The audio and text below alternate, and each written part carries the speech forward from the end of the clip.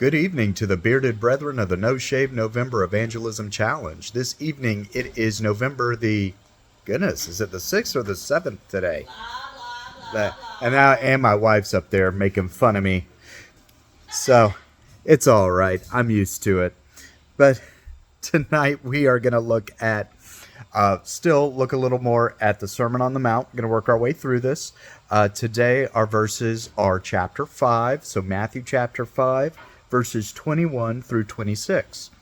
This is where things keep getting tough here with what Jesus has to tell us, and so let's see if we can figure out some good news here. So it says, "You have heard that it was said of those of old, 'You shall not murder, and whoever murders will be liable to judgment.' But I say to you that everyone who is angry with his brother will be liable to judgment.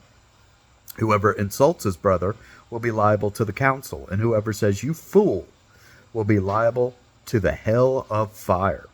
So if you're offering your gift at the altar, and there remember that your brother has something against you, leave your gift there before the altar and go. First be reconciled to your brother, and then come and offer your gift. Come to terms quickly with your accuser while you're going with him to court, lest your accuser hand you over to the judge, and the judge to the guard, and you will be put in prison. Truly I say to you, you will never get out until you have paid the last penny." All right, wow. This is a tough one. Actually, a lot of what's coming up here is pretty tough.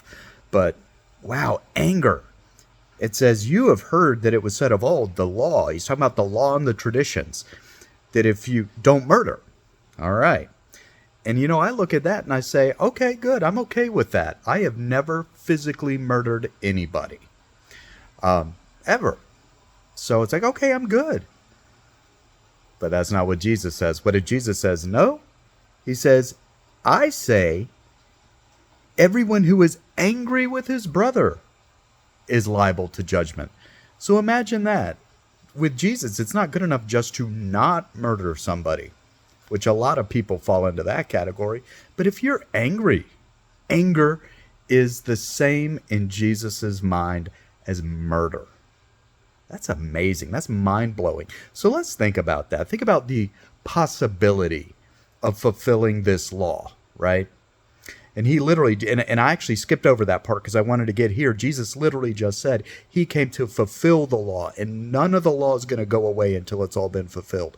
Of course, we know Jesus fulfilled it all, thank goodness, because just looking at this, it is utterly impossible for me to fulfill this law. Okay?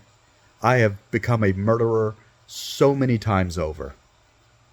It's not even funny, right? And that's the point. That's the point he's making. He's like, none of you can meet this standard. You are all murderers. Because deep down in our hearts, we wish that we could just off people at some point in our lives. We've all been there.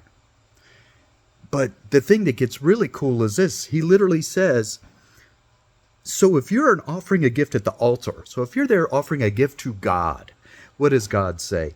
He says, if it turns out your brother has something against you because there's some bad blood between you, essentially, what does he say? He literally says, don't worry about giving me a gift. Take your gift you were going to give me, put it to the side. Go reconcile with your brother. Go be reconciled with one another. And then once you're reconciled, great. Then come and offer your gift. Isn't that crazy?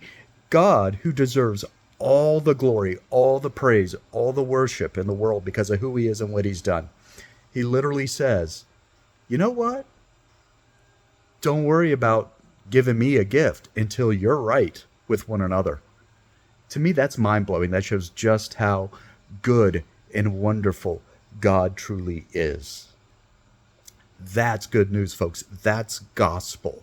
Not because he demands perfection and that if we're even angry with one another, we're killers. That's not good news. That's bad news. But the good news is that God loves us so much that he says, you know what?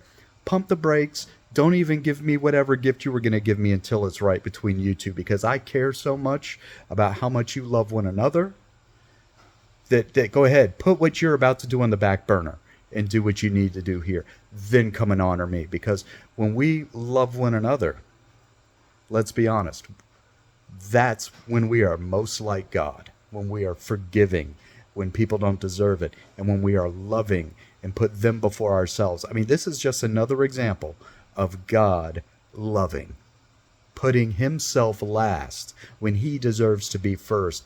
And that's the way we're to be. So imagine this, guys. Imagine if Christians actually acted this way, truly acted this way. What a massive difference that would make in the world, and what good news that would be to everybody.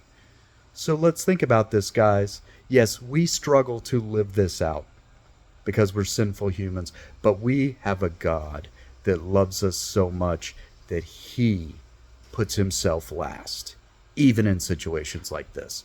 Think about it. Tell others about it. We'll see where we land tomorrow.